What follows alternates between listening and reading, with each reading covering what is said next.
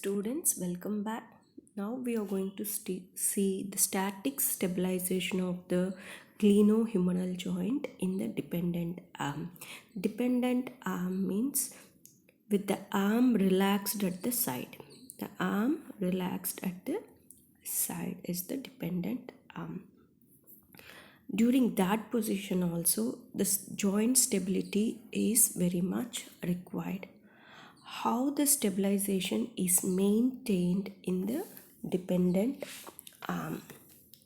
Okay, as we know that the glenohumeral articular surfaces are incongruent, isn't it?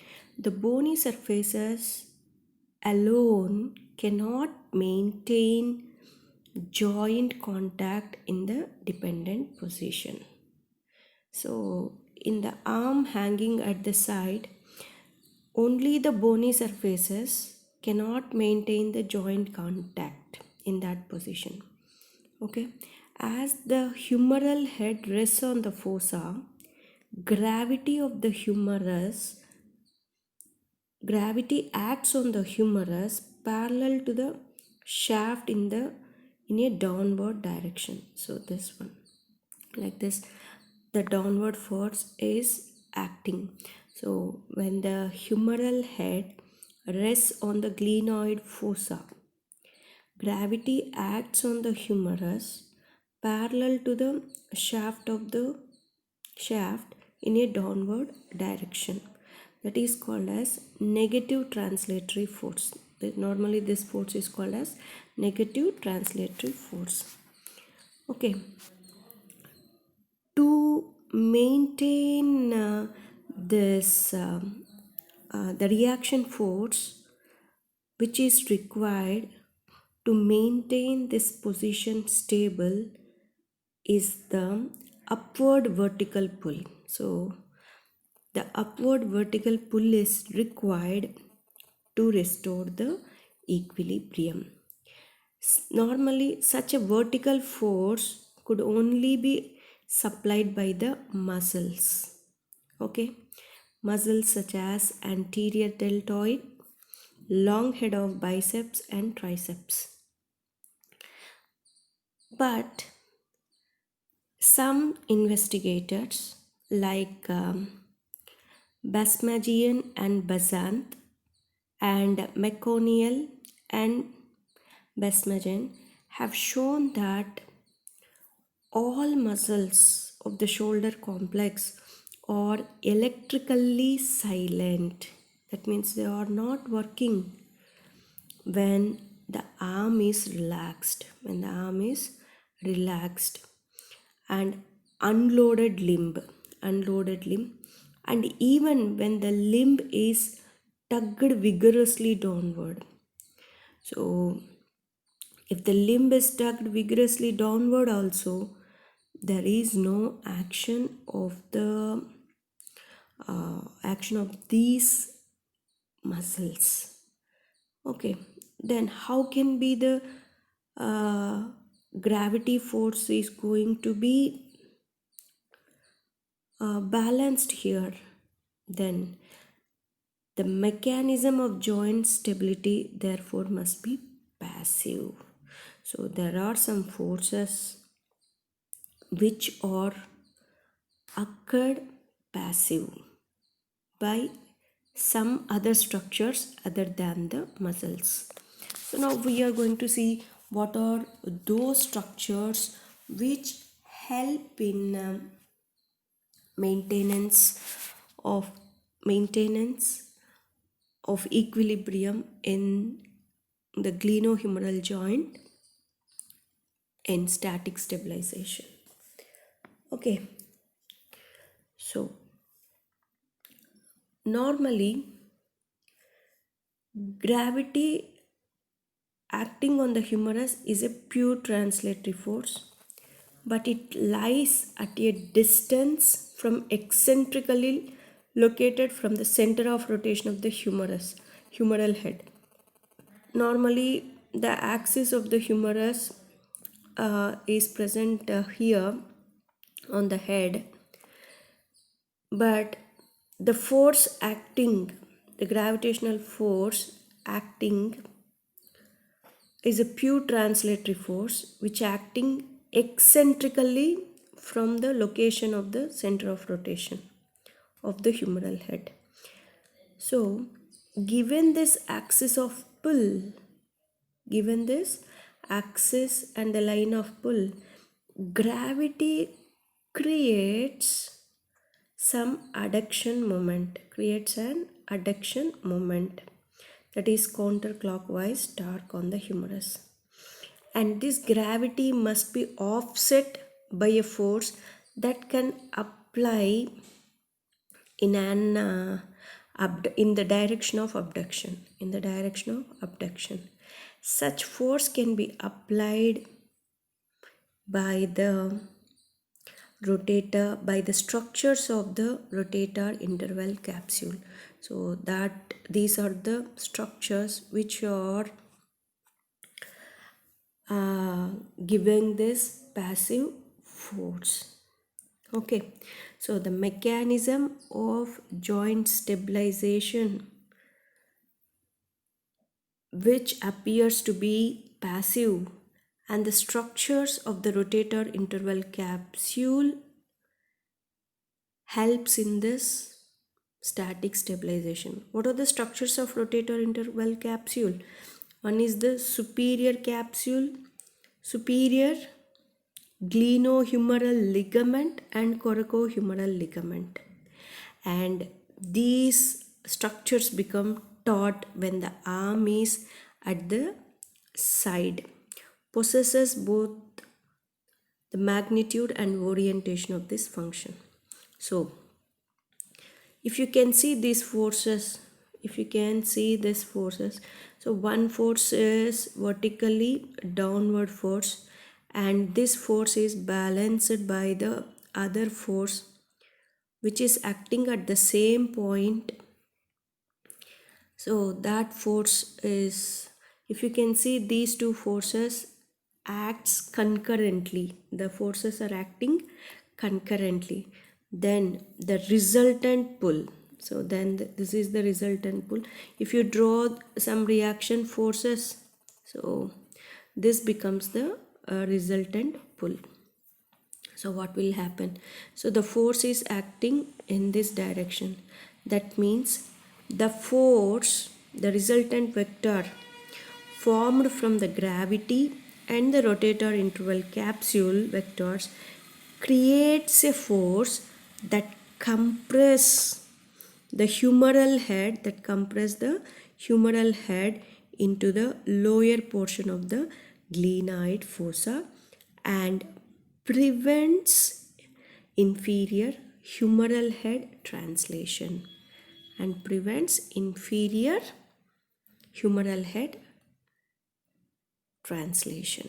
So this is the basic mechanism of static stabilization. So the static stabilization of the glenohumeral joint in the dependent arm is done by the passive structures called rotator interval capsule, that is the superior capsule and superior glenohumeral ligament and also the coracohumeral ligament. All these three structures become taut when the arm is hanging at the side. So for that, two forces are acting on the head of the humerus. One is the gravitational force and another one is the force acting by the rotator interval capsule. And the resultant force vector of these two forces causes the head of the humerus, which will compress the inferior portion, that is the lower portion of the glenoid fossa, and prevents the inferior humeral head translation.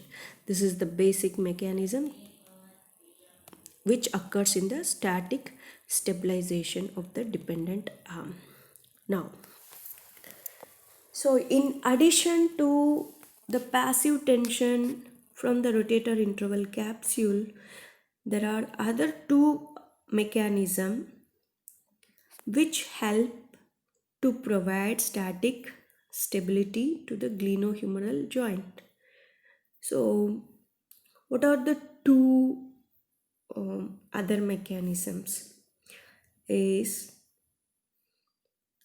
one is done by the capsule which helps in maintenance of joint stability, and also the second one is the degree of glenoid inclination. So these two factors helps in the static stabilization. Okay, now we will see the first one. In a healthy glenohumeral joint, when the arm is at the side, the capsule is airtight. Normally the capsule is airtight, and there is negative intra-articular pressure. So when we see this is the glenoid cavity, and this is the humerus, and a capsule which is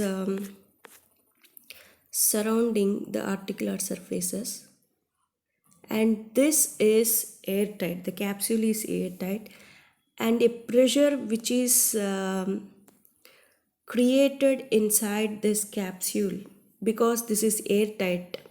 So the pressure which is created inside this joint is a negative intra-articular pressure, which is a negative intra-articular pressure. This pressure creates a relative vacuum. That means some suctioning type. So wherever you will get this negative pressure, so it causes some suctioning type of force is created by such kind of pressures. Okay, so that is pulling. Okay, this negative pressure creates a relative vacuum that resists the inferior humeral translation. The pressure which is created inside this capsule will resist the inferior humeral translation, which is caused by the force of gravity. That means the force of gravity is acting downwards. The pressure which is present inside the capsule is acting opposite side. So this force also resisting the gravity not to translate the humeral head inferiorly. Okay, if any damage to the capsule or loss of intra-articular pressure or any tears in the capsule, tears in the glenoid labrum, and also venting the capsule, that means any hole in the capsule results in large increase in the inferior humeral translation. That means any damage to the capsule which reduces the intra-articular pressure, and also any tears in the glenoid labrum. So because the capsule is attached to the glenoid labrum, so any tears in the glenoid labrum also results in a decreasing of the intra-articular pressure, which results in large increases in the inferior translations of the humerus. Okay, this is one mechanism to maintain static stabilization. So the other one is the degree of the glenoid inclination. So glenoid inclination, so if you can see, this is the glenoid cavity. So if the inclination, so the glenoid cavity inclination, if you can see here, to maintain this contact with the head of the humerus, so normally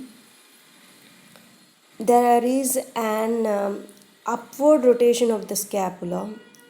Upward rotation of the scapula causes upward tilt of the glenoid fossa. Upward tilt of the glenoid fossa. That means it will present like this. Then the humeral head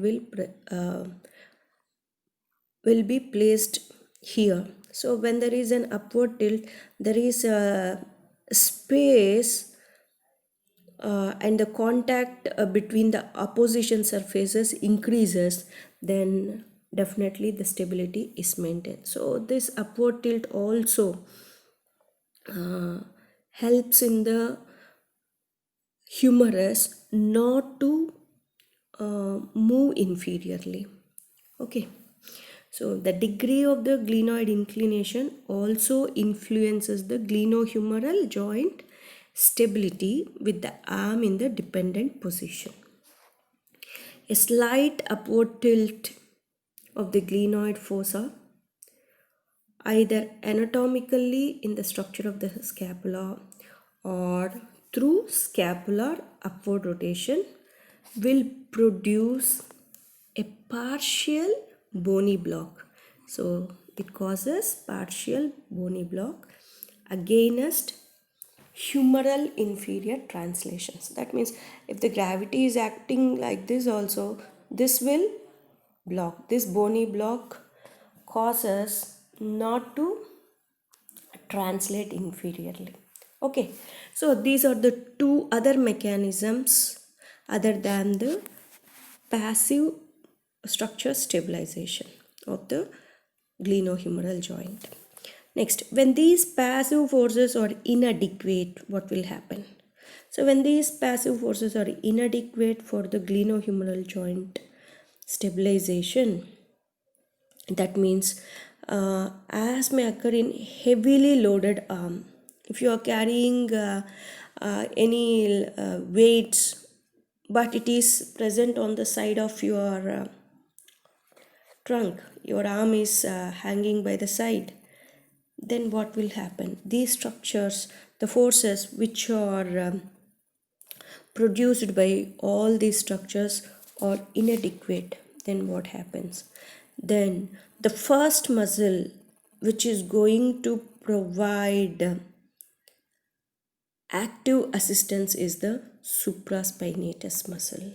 The supraspinatus muscle is going to recruit to maintain the stability, because the supraspinatus tendon has attachments to the rotator interval capsule, because these structures, the coracohumeral ligament and the superior glenohumeral ligament, are having attachments at the greater tubercle, whereas the supraspinatus is also attached to the greater tubercle. So these supraspinatus tendon has attachments to the rotator interval capsule. So the next force, after, if all these passive forces are inadequate, the supraspinatus is recruited to maintain the stability of the joint. Okay, so the role of supraspinatus is more critical. The role of supraspinatus muscle is more critical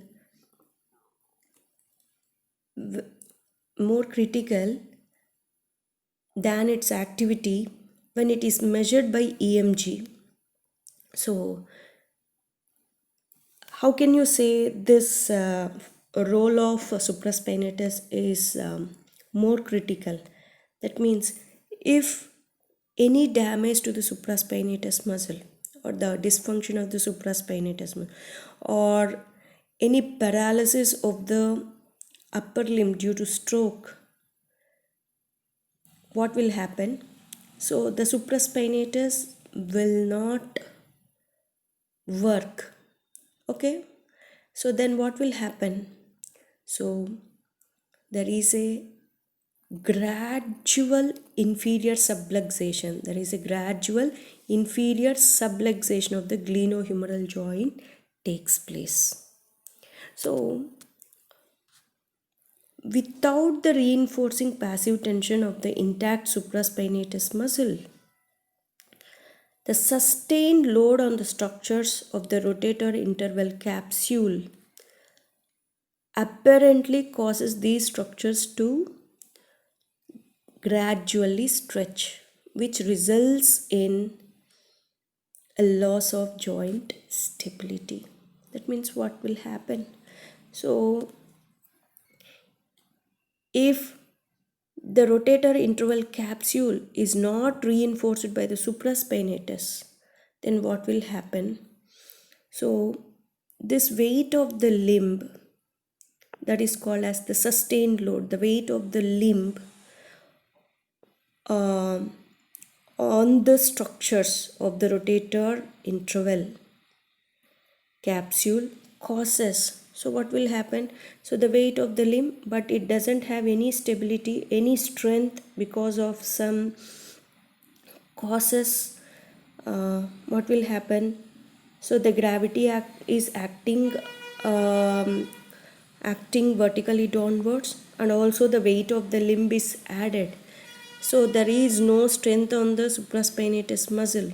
Only the passive structures have to work, but it is not balanced by this rotator. These forces are not balanced by the rotator interval capsule. Then what will happen? They will gradually stretch. They will gradually stretch, and there is no help from the other muscles because they are paralyzed because of their dysfunction. The other muscles are not working. Then what will happen? So these structures gradually stretch, causing the subluxation of the glenohumeral joint. Then the arm will move like this. So that means what will happen? So I have already told that this gravitational force causes some adduction movement, isn't it? So there is no force which are balancing this gravitational force. What will happen?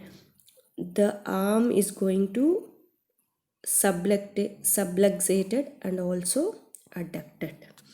So this thing is going to happen when the supraspinatus muscle dysfunction or any paralysis takes place. Okay, so when they gradually stretch, they become plastic. So that means you know that length tension graph. So where it may reach to plastic stage, then what will happen? Next one is the damage, isn't it? So once they reach to plastic, it is very much tough to regain its elastic properties. So we have to maintain the joint in position by giving any supports to maintain in its anatomical position. So what will happen?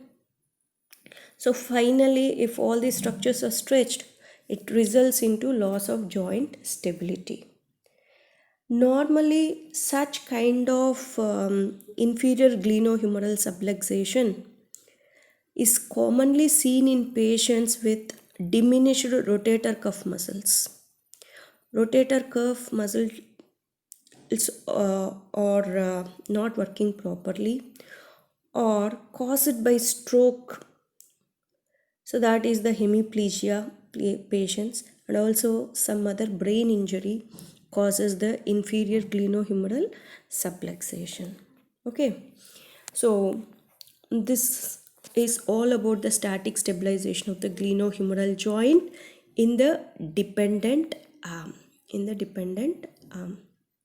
So mainly the static stabilization of the glenohumeral joint in the dependent arm is done by the passive structures, that is the rotator interval capsule, and also the capsule itself, entire capsule itself. And the other mechanism is the degree of a glenoid inclination. All these three mechanisms helps in the static stabilization of the glenohumeral joint in the dependent arm. In the next session, we are going to see the dynamic stabilization of the glenohumeral joint. Thank you.